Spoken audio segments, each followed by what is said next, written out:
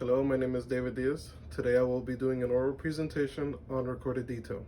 Today I will be covering recorded definition, factors that contribute to recorded detail, and penumbra.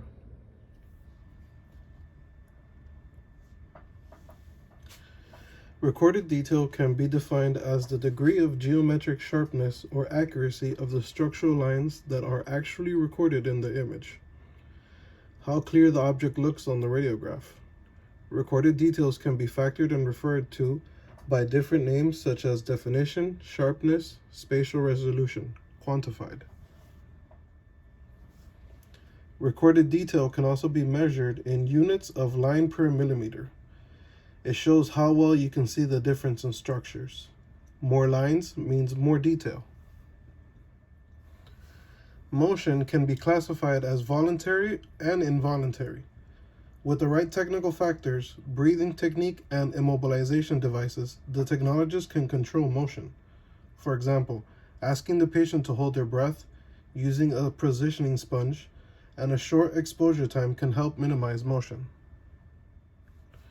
On this slide, you will find examples of blurring of image due to the patient moving during the exposure. Eliminating motion can increase the resolution on an image. Having motion can cause penumbra. Penumbra could be described as attenuation or absorption sharpness of an image. Penumbra is controlled by the focal spot size. Reducing the focal spot size can improve recorded detail.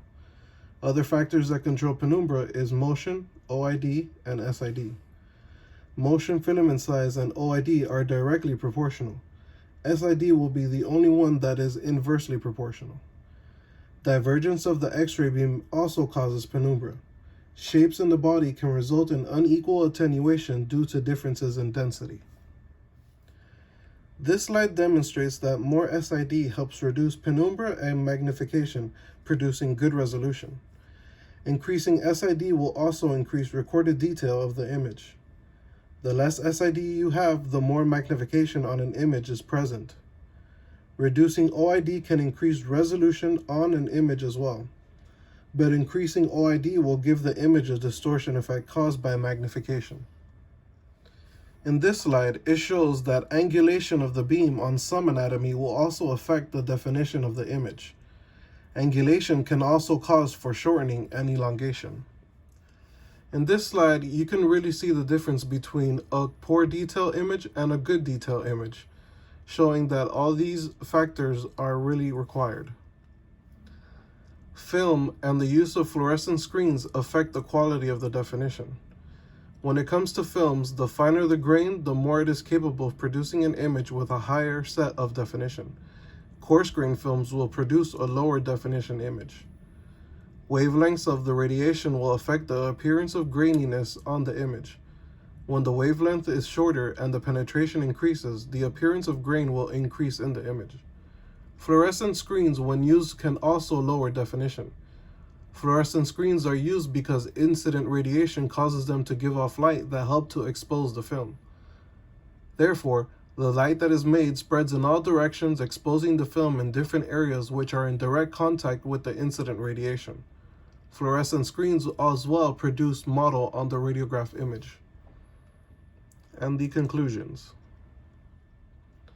To conclude, radiographic definition is the abruptness of change from one density to another.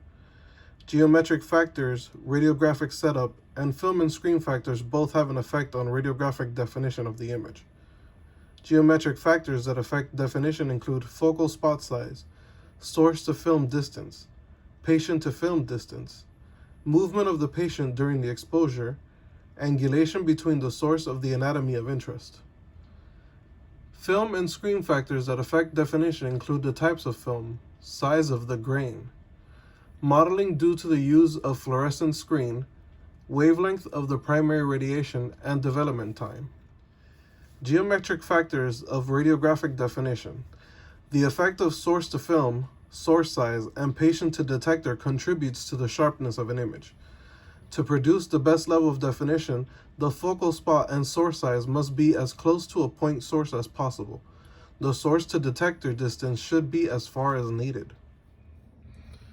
Thank you for watching. This has been my oral presentation on recorded detail.